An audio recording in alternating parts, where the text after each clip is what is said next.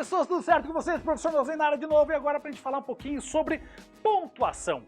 Mas aqui agora a gente vai falar de uma coisa muito específica da pontuação. Primeiro eu vou dar um panorama geral de pontuação, depois eu falo da pontuação mais específica que todo mundo tem confusão, que é a tal da vírgula. Beleza? Bom, primeiro, para que é que existe, para que serve pontuação? Você fala para mim assim, professor, para pontuar. Beleza, valeu. É quase isso. Vamos pensar assim? A fala surgiu por primeiro, surgiu antes da escrita, tudo bem? Beleza? Professor, como assim a fala surgiu antes da escrita? Ué, quando você nasceu, saiu de dentro da barriga da sua mãe, o médico deu um tapinha na bunda, você fez Ué! Ou você escreveu no papelzinho Ué! E deu pro médico. Óbvio que você falou primeiro. Mas chorar não é falar, você emitiu o som, você está trabalhando com a fala. Beleza? Então você falou. Beleza, primeira coisa, surgiu a fala. Depois surgiu a escrita. Só que quando eu falo com vocês, quando nós falamos entre nós, a gente usa vários elementos na comunicação. Por exemplo, estou falando contigo aqui, estou usando braço, gesto, expressão, a entonação da voz para poder te ajudar a entender melhor o que eu quero, com certeza que você preste atenção e entenda tudo. Tudo isso, como é que eu vou representar na escrita? Se é só um papel onde eu coloco palavras que são grafias, são símbolos de certa forma.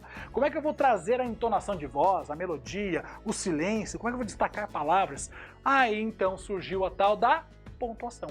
A pontuação surgiu para isso, para auxiliar na expressão da escrita, para que a escrita se aproxime da fala. Jamais vai conseguir, né? Por quê? Porque na fala eu tenho muitos outros elementos que me auxiliam, o gestual e tudo mais me auxilia. Mas na escrita a pontuação vem para auxiliar esse processo. Então veja que a pontuação ela vai auxiliar na melodia, pausa, entonação, expressão, destacar palavras, expressões, orações e até mesmo esclarecer o sentido das frases, para que você não fique com dúvida no sentido das frases. Então uma coisa legal de você pensar, que não é a vírgula especificamente, agora eu vou focar só na vírgula nessa nossa primeira aula, a vírgula não é somente para trazer um momento de respiração na sua leitura. Esquece desse seu conceito. Está errado se você pensa assim. A vírgula não é para respirar. Até porque todo mundo respira sem vírgula, concorda? A gente não precisa de vírgula para respirar. A gente respira sem vírgula. A vírgula é um elemento de organização textual. A gente faz uma pausa na leitura só para auxiliar na compreensão do texto. Então, por exemplo, uma vírgula ela pode dar um sentido ou outro a um texto. Ou ela pode estabelecer todo o sentido do texto. Quer ver? Olha só, pega essa frase aí, ó. Se o homem soubesse o valor que tem, a mulher andaria de 4 à sua procura. Beleza? Falei aí tudo direto até o ponto final. A minha pergunta é, se você é uma menina e está lendo essa oração, se o homem soubesse o valor que tem, a mulher andaria de 4 à sua procura, onde você colocaria uma vírgula para dar a intenção que você quer dar ao seu texto? E diz aí, meninas. Provavelmente as meninas colocariam uma vírgula depois de mulher. Se o homem soubesse o valor que tem a mulher, andaria de 4 à sua procura. Olha como mudou minha entonação e mudou minha intenção. Mas, meninos, sejam corajosos e me digam onde vocês colocariam uma vírgula se fosse vocês aí, meninos. Piazada. Provavelmente você falou que colocaria aí, meninos, uma vírgula após a palavra tem. Olha só, fazendo a entonação dos meninos agora. Se o homem soubesse o valor que tem, a mulher andaria de 4 à sua procura. Moleque! Aí você fala, é verdade, professor. Essa aqui não deixa minha mãe saber. Calma, né? Fica muito calma aí. É só para exemplificar como uma vírgula muda a intenção da minha oração, muda a intenção do meu texto. E veja que não é para que eu respire que eu coloquei a vírgula aí, mas sim para dar intenção ao meu texto, organização ao meu texto. Esse é o grande lance da vírgula. A pontuação, de modo geral, ela pode auxiliar até mesmo dar todo o sentido do texto. Veja essa outra frase aí, ó. Maria toma banho quente, sua mãe diz ela joga água fria. Caraca, velho, entendi nada. Maria toma banho quente, sua mãe diz ela joga água fria. Peraí, por onde que eu começo aqui? Eu não sei nem por onde começar. Como que eu vou desvencilhar esse negócio que tá aqui na minha frente? Maria toma banho quente, sua mãe diz ela joga... professor, acho que boto entre vírgula diz ela. Ou sei lá, boto um travessão antes de Maria. Veja, aqui a gente vai precisar usar vários pontos, várias pontuações para dar o sentido adequado. Olha só, não confunda a palavra sua que está aí com o pronome sua, seu, sua, porque aí não é um pronome. Aí é o verbo suar. Coisa que eu estou fazendo aqui, ó. Certo?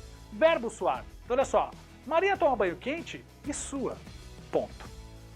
Sacou? Aí ela diz assim, travessão.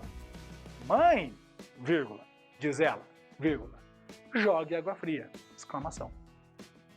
É a fala da menina, por isso eu coloquei o travessão depois ali. Então veja que essa organização faz sentido agora. No começo não fazia muito sentido, né? Maria toma banho quente, sua mãe diz jogar fria. O que quer dizer isso?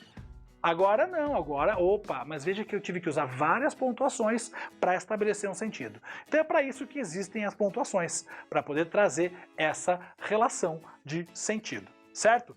Então, aqui você tem uma clara visão de como funciona o uso da pontuação. E focando especificamente agora na vírgula, quais são os principais casos de uso de vírgula? Vamos lá? Primeiro, isolar o vocativo. Quando eu falo assim, vai malandra, muito bem, vai, vírgula, malandra. Malandra é meu vocativo, que eu estou evocando. Aqui a vírgula é obrigatória, tem que ter. Então você fala assim, meu Deus, me ajude. Meu Deus, vírgula, me ajude, porque está evocando Deus, né? Então assim, mãe, vírgula, o João me bateu. Ó, está evocando sua mãe. Sempre que tiver isso, tem que ter uma vírgula. O vocativo é vírgula obrigatória. O aposto pode ou não ter vírgula. Então, por exemplo, Leozão, vírgula, professor de matemática, vírgula, também é vendedor de TechPix. Ok, né? Cada um trabalha como pode, né? Certo? Então olha lá, Leozão, vírgula, professor de matemática, vírgula, professor de matemática está explicando quem é o Leozão. Esse é um aposto explicativo entre vírgulas de boa. Para isolar datas e endereços, né? Curitiba, vírgula, 12 de outubro de 2019. Ok, Curitiba, vírgula, 12 de outubro de 2019, você coloca então a vírgula após a cidade. Quando eu tenho uma rua, Rua Matheus Leme, vírgula, número 715. Sempre depois você bota o número aí. Para separar orações coordenadas, isso você vai ver no futuro também. Ou seja, quando eu tenho várias orações encadeadas, você bota vírgula também. A torcida gritou, o atleta saltou, o estádio vibrou, todos celebraram. A cada verbo eu coloco uma vírgula para enumerar. Essa enumeração é parte da vírgula também, beleza?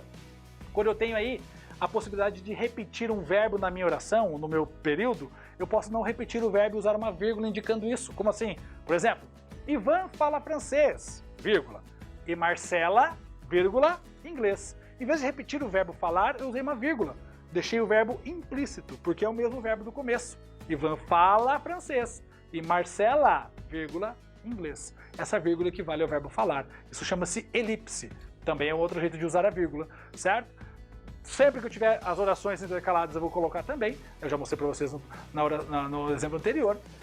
Eu falei para vocês também lá nas adjetivos, ou melhor, naquelas orações que usam o pronome relativo. Lembram? Que se refere ao todo. Então, o homem, que é um ser racional, vive pouco. Que é um ser racional é uma oração, né, explicativa aí, que está sendo iniciada pelo pronome relativo, fica entre vírgulas. Já falei isso lá no vídeo de orações adjetivas. Ah, não lembro, professor. Volta lá e assiste também lá. Você vai lembrar que aqui é a vírgula obrigatória. Tranquilo? Isso são casos principais da vírgula. É aí que você vai utilizar a vírgula nos casos que você tem pela frente, certo? E aí, quando você tiver conjunções, especialmente as que trazem ideia de oposição ou de conclusão, você vai usar vírgula também, né? Antes do mas, antes do porém, antes de todavia, do contudo, do logo, do portanto, vai uma vírgula também. Veja que é obrigatório, obrigatório é bom, né? Aqui é obrigatório botar vírgula antes das conjunções que são de oposição ou de conclusão. Maravilha? Show de bola? Muito bem. Quando eu desloco alguns elementos, por exemplo, se eu falar assim, ó, durante o jogo, vírgula, elas não ficaram. Durante o jogo é um termo que deveria estar no final da minha oração. Deveria ser assim, elas não ficaram durante o jogo. Eu desloquei do final para o começo. Aí eu isolo por vírgula para dizer que aquele termo está deslocado. Isso é muito comum acontecer em textos também.